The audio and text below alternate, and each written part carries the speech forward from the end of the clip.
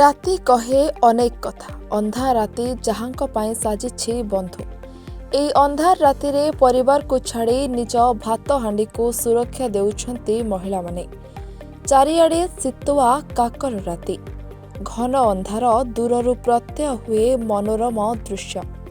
ଅନ୍ଧାର ରାତିରେ କାନକୁ ଶୁଭେ ପାଉଁଜିର ରୁଣଝୁଣ ଶବ୍ଦ। ଦୂରରୁ ଦୃଶ୍ୟ ହୁଏ ଅନ୍ଧାର ଭିତରେ ନିଆଁର ଆଲୋକ। ନିଛାଟିଆ ଅନ୍ଧାର ରାତିରେ ନିଆଁ ଜାଳି ସାଥୀ ହୋଇ ବସି ରହିଥାନ୍ତି ଏହି ମହିଳାମାନେ। ମନରେ ଅସରନ୍ତି ଭୟ। କିନ୍ତୁ କ'ଣ ବା କରିବେ? ଯଦି ମାଛ ନଷ୍ଟ ହୋଇଗଲା ତାହେଲେ ପରିବାର କେମିତି ପୋଷିବେ?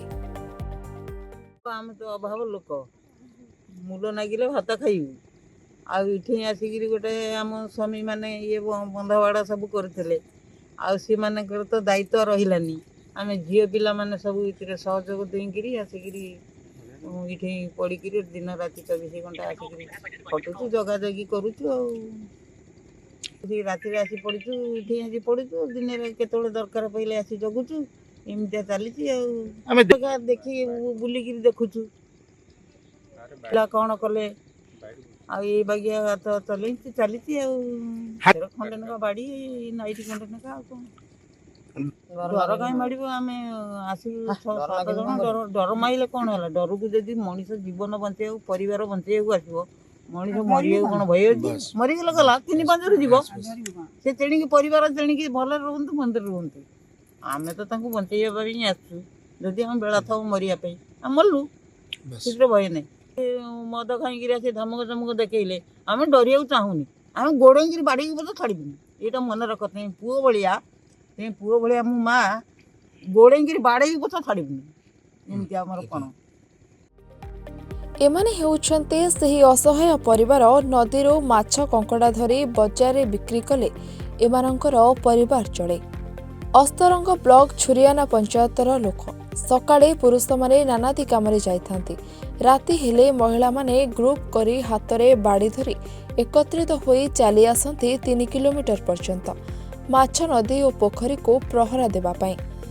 ମହିଳାମାନେ ଆମ ଜାଗାଟା ସେମିତି ଅସୁରକ୍ଷିତ ପଡ଼ିଥିଲା। ଆମେ ସବୁ ସ୍ତ୍ରୀ ଲୋକମାନେ ମିଳି ହେଇ ତାକୁ ଭାବିଲୁ ଆମେ ଚାଷ କରିବୁ। ଚାଷ କରି କିଛି ଟଙ୍କା ଉପାର୍ଜନ କଲେ ନିଜ ପରିବାର ପ୍ରତିପୋଷଣ କରିପାରିବୁ। ଏଇ ହିସାବରେ ମିଟିଂ ଡାକିଲୁ। ସବୁ ସ୍ତ୍ରୀ ଲୋକମାନେ ମିଟିଂ, ମାଆ ମାନେ ମିଟିଂ ଆସି ସେଇଠୁ ଯେତେ ଆଲୋଚନା କଲୁ ଯେ ଆମର ଏଇ କାମଟା ଆମେ କଲେ ଆମେ 2 ପଇସା ରୋଜଗାର କରିପାରିବୁ। ସେଇଠୁ ଜଙ୍ଗଲରୁ ଝଟା ଆଣି ସେଠି ମାରିଲୁ।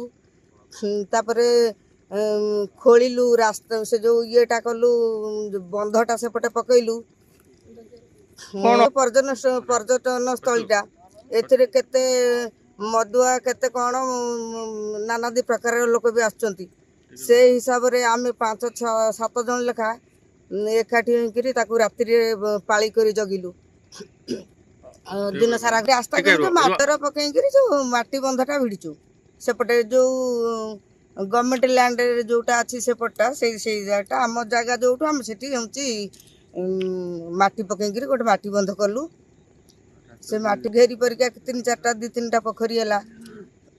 ଏଇଟା ହେଉଛି ଗୋଟେ ନାଳି ହିସାବରେ ରହିଲା। ଏଇଟା ଅନୁଭବ କ'ଣ କରୁ? ଅନୁଭବ ଏମାନେ ତ ଆସିବେ, ଖାଇବେ ପିଇବେ, ତାଙ୍କର ଚୋରି ହେବାର ସମ୍ଭାବନା ବହୁତ ଅଛି। ତାପରେ ଚୋରି ଯଦି ବା ହେଇନି, ଆମେ ସବୁବେଳେ ଜଗୁଛୁ, ସେମାନେ ଚୋରି କରିପାରୁନାହାନ୍ତି। କିନ୍ତୁ ଆମେ ଶୀତ କାକରେ ସହିକିରି ଏଠି ପଡ଼ିକି ରହୁଛୁ, ତାକୁ ସମସ୍ତଙ୍କ ସାମ୍ନା କରିବାକୁ ଆମର ବି ସାହସ ଅଛି।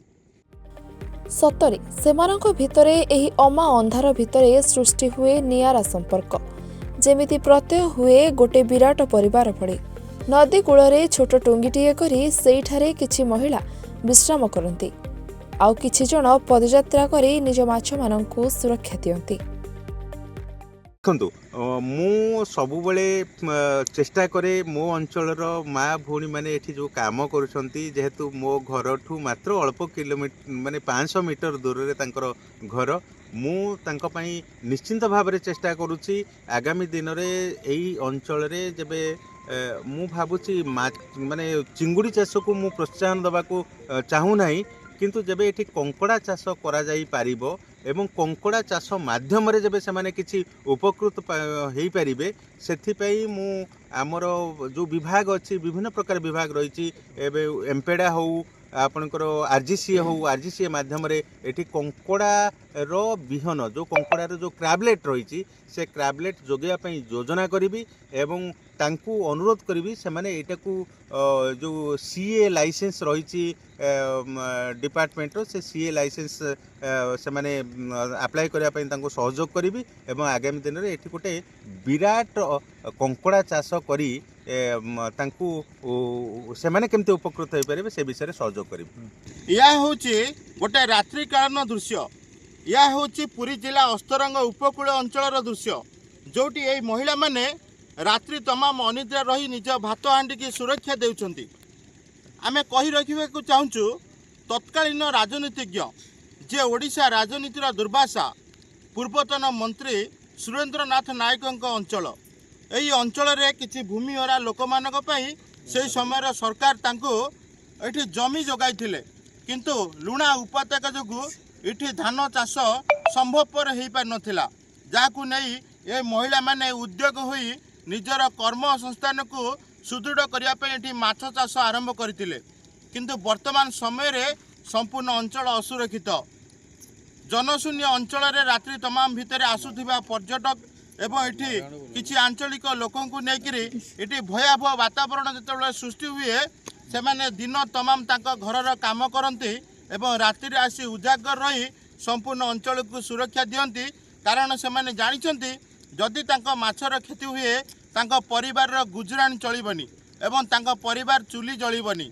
जहाकू नेकिरी से माने सबु किछि त्याग करी निज परिवार को त्याग करिकिरी रात्रि रे से माने समस्त एकत्रित होई मेली बांधी पळै आसंती आउ यही जो दरिया कूलरे जो पोखरी कूलरे से माने माछ चाष करूछंती कंकड़ा चाष करूछंती जहाकू नै तांका परिवार गुजरान से माने मेटाइबे ताकू सुरक्षा देउछंती। वर्तमान अंचल रे दाबी करा जायछि सरकार ए महिला मानक पई एवं तांका भात हांडी जोटा माछ चाष करूछंती तार स्थायी सुरक्षा करबाकू। अस्तरंग उपकूल आरजे विश्वाल रिपोर्टर्स टुडे।